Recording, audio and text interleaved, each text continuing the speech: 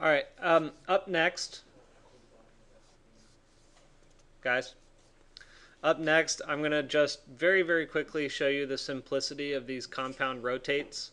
So once you get the reference of your original surface via an axis or an axial rotation, if you want to do a compound rotation from one surface to another, to another, to another, using the same geometry, it becomes very, very simple.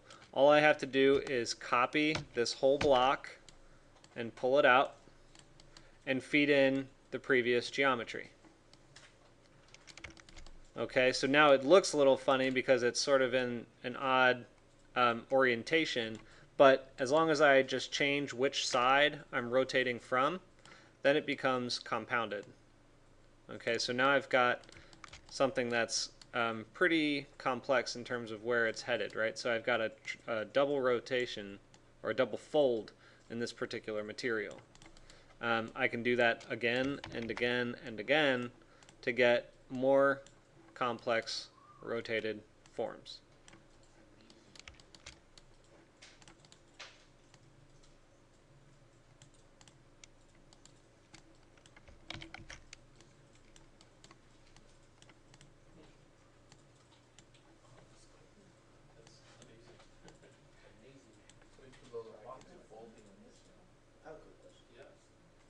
Yes.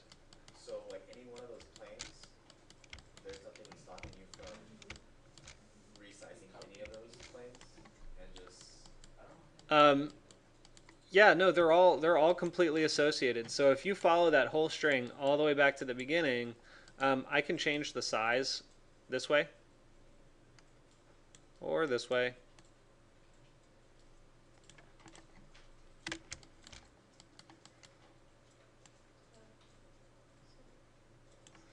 I can change the rotation.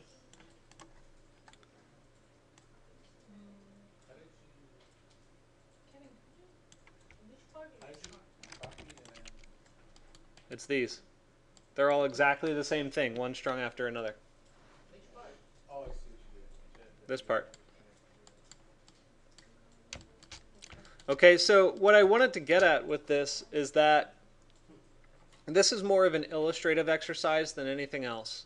I just want you to understand that while it might take a while to complete an idea, right? And so like when I block this out, I'm referring to that as an idea. That can be used in a compound fashion in other instances. So when you're referencing back to old material, like we did yesterday with our quizzy, these ideas are important to understand as blocks of information because they operate as a group in a particular way. Okay, so with experience, you'll begin developing individual ideas separately very easily.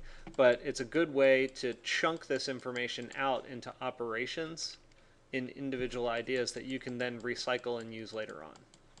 Okay, the other thing that I wanted to mention here with this is that you can use this for compound assemblies. So for stairs or for ramping configurations, right? So this almost, I'd kind of changed the angles a little bit too much so it didn't lend itself well to it, but you could use this for a stair or ramp very easily. Yes? So it's kind of like if we connect with the first rotate, it's going to be just because we had three items, right? Four items, four edges. I don't understand your question. Okay, later I will ask. Okay. I might have to see it on screen so you can see, or so you can tell me specifically.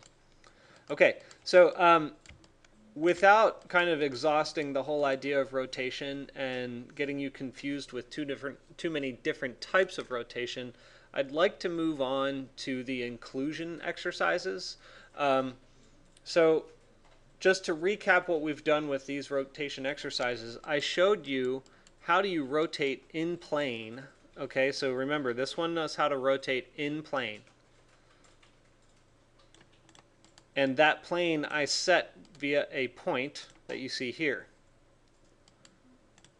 Then I showed you how do you rotate via an associated axis. So that axis I chose to assign to one of the edges of the form that I made. And that's what you see here.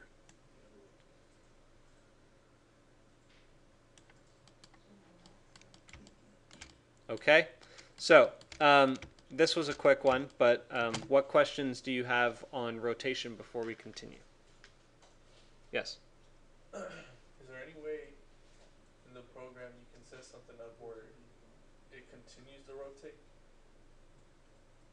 Like if it Define just being continue. still, like as we're speaking, it would just be like. Oh yeah, that's just a graphic thing. I actually forget how to do that. Would that be alright? So you mean sort of animated? Ye- What you're saying? Yeah. Just make it spin. I forget how to do that. Well, then you could actually put in lists of parameters, right? So that it's constantly transforming over time, right? Yes. The time features we probably won't get into in this class. If you wanted to have it kind of show you an animation of it moving, you can do stuff like under, is it kangaroo? No, we have time somewhere else. I forget where it is. Param, input.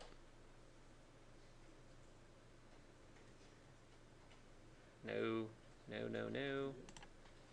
Timer.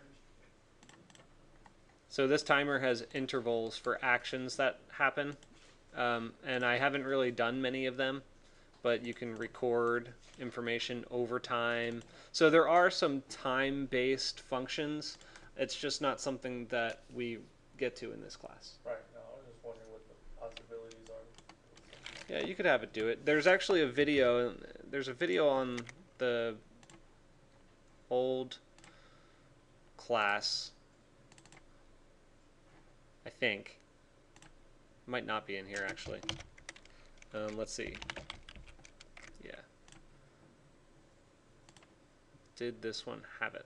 Yeah, it did. So I'll play it for you real quick, I guess, so you can see it. This is funny because I'm going to put this on YouTube, and it's a YouTube recording of a YouTube recording.